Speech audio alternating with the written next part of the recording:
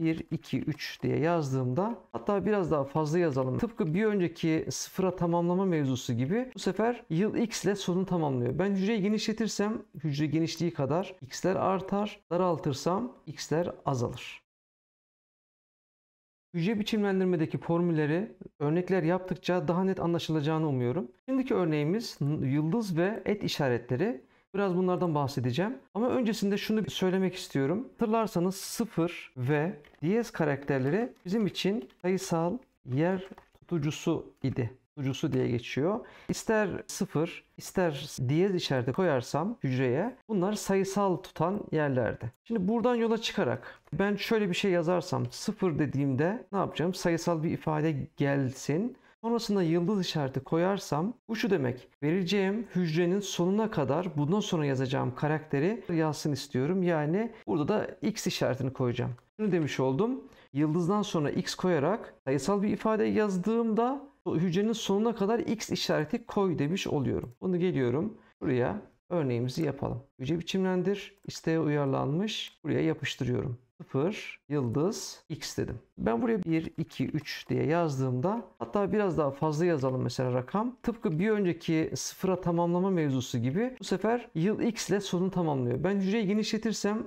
hücre genişliği kadar x'ler artar. Daraltırsam x'ler azalır. Birinci adımımız bu. Formülünü de şuraya yazalım. Excel'de de bulunsun. Zaten bunların notlarını aşağı kısmına ekliyorum. Formülümüz de olacak. Parantez içinde yazalım. En sonuna öyle yazalım. 0x. Bir de metin yer tutucusu var. Bu da et işareti arkadaşlar. Bunu şöyle anlatayım. Biraz önce 0 ve diyez sayısal yer tutucusuydu. Et işareti ise metinsel yer tutucusu.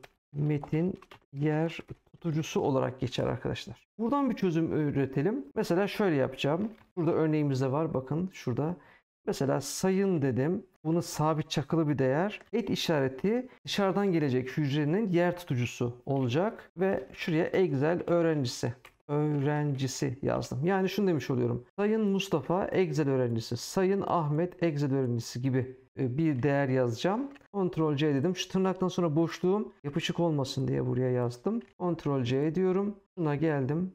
Hücre biçimlendir, uyarlanmış diyerek buraya yapıştırıyorum. Buraya dedim ki Mustafa yazdım. Bakın Sayın Mustafa Excel öğrencisi, Ahmet, Mehmet gibi değeri yazıyorum. Dolayısıyla şuradaki et işareti de bizim için metin yer tutucusu olarak geçiyor. Bunları biraz kalın yapalım. Bu formülü de buraya da yapıştıralım tekrar. Burada da aynı şey olsun ekrandan almak isteyenler için. Şimdi bu iki yıldız işareti ve buradaki metin yer tutucusunun iki sorunu birleştirerek daha iyi bir çözüm üreteceğim. O da şu: hatırlarsanız et işareti metin yer tutucusuydu. Yıldız işareti ise neydi? Bundan sonra yazacağım karakter neyse hücrenin sonuna kadar bunu yazacak. Sonra hücrenin sonuna kadar ben şunu istiyorum: hücrenin sonuna kadar boşluk yazsın istiyorum. Buraya boşluk bıraktım. Sonra en sonunda 2 nokta üst üste bırakıyorum. Ve şöyle biraz şu aşağı kadar yaparsam hücre biçimlendir, isteğe uyarlanmış diyorum ve buraya formülümü yazıyorum. Şimdi ben buraya metinsel ifade yazdıkça, bakın izleyin lütfen, hücrenin en sonuna 2 nokta üst üste işareti koyuyor.